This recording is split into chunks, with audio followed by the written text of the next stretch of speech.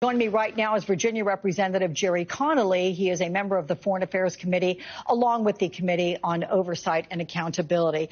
Congressman, I'm curious. We were just showing some live pictures, and maybe Josh, my director, can put them back up. The University of Virginia campus there in Charlottesville, it does have a bunch of police there holding back any sort of crowd movement. There doesn't seem to be any melee between them at this time. But give me your sense, considering this is in your backyard in Virginia, your take on how college administrations and police have responded overall to these protests. And do you think students are accomplishing their goals of divestment from Israeli-associated entities? Well, first of all, I guess I should say, Alex, I'm a child of the 1960s, right? So I protested against the war. I rallied for and marched for civil rights. I was a draft counselor. So I'd be a hypocrite if I were to say I object to peaceful protests by students in the current war. I think that's a God-given American right, and I think it is to be respected as long as other people's rights are also respected and the law is not broken.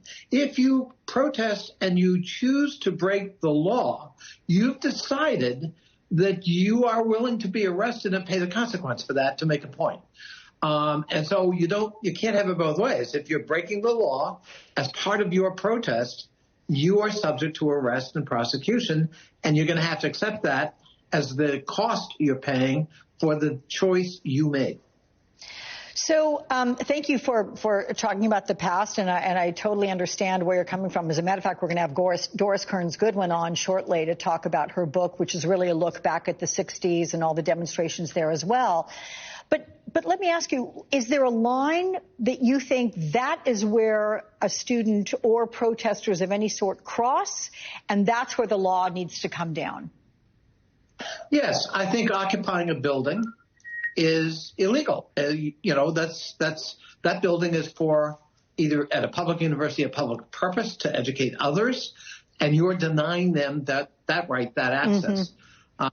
I think hate speech may not always be a crime, but I don't think that's part of peaceful protest. It's provocative, and it is menacing and threatening to others. I also believe counter-protest, as we saw in California, have to also be peaceful and abide by these rules. What happened in California the other night was despicable. It was a mob, premeditated set of violence against peaceful protesters, by all accounts, because they didn't like the particular pro-Palestinian message. And the police tolerated it. They stood aside and allowed it to go on for hours. That's very reminiscent of what happens sometimes in peaceful protests in the 1960s against the war and pro-civil rights movement.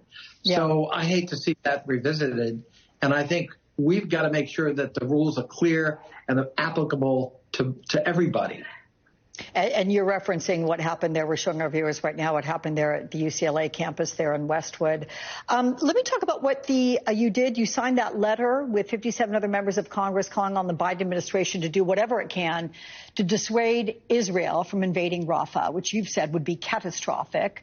I think there are many who agree with that. The letter urges the administration to withhold, quote, certain offensive weaponry or other military support that can be used for an assault on Rafah, including the offensive weaponry and aid already signed into law. So if Israel does fully invade Rafah, and there already have been airstrikes, how severe of a change should there be in U.S. support? Given the humanitarian catastrophe that is and has unfolded in Gaza already, the idea that we're going to inflict even more in Rafah with 1.5 million people living in and around Rafah is, to me, unacceptable, repugnant, unthinkable. And therefore, I believe President Biden needs to use his presidential discretion to withhold any and all offensive weapons that could conceivably be used in such an assault, an assault he's already told Bibi Netanyahu, the Prime Minister of Israel, not to pursue. So that's the U.S. position. Don't do it. So let's not support it. Follow through on it is what you're saying. Let me quickly pivot and ask you about Marjorie Taylor Greene pledging to force that vote to oust Speaker Johnson this next week. We have Minority Leader Hakeem Jeffries, who said Democrats are going to help Johnson keep his job. Is that simply, sir, to keep the peace, or can that bring some kind of leverage on Johnson for the rest of his term if Democrats support him that way? Well, let me first say as a disclaimer, Alex, this Democrat is not going to vote to help Mike Johnson. I'm not going to support him. I'm not going to vote to table a motion to vacate. I want Hakeem Jeffries as the next speaker, and that's how I'm going to vote. And I think it's a mistake, personally, for Democrats to find themselves supporting the most ideologically conservative right-wing speaker in American history. Why would we align ourselves with that? Having said that, I think what Hakeem Jeffries has done is really quite cleverly Machiavellian. So he may not intend it that way, but from a political science point of view, it sure looks Machiavellian. So he is kind of basically saying, with one hand, we're going to help you, but with the other, he's also not saying, but it's quite obvious, you wouldn't survive without our help, once again proving you can't get anything done in this Congress without Democrats, including holding on to your own job. That's a pretty delicious political statement and move by Hakeem Jeffries, and very powerful. Okay. Virginia Congressman Jerry Connolly, it's good to see you, my friend. Thank you so much.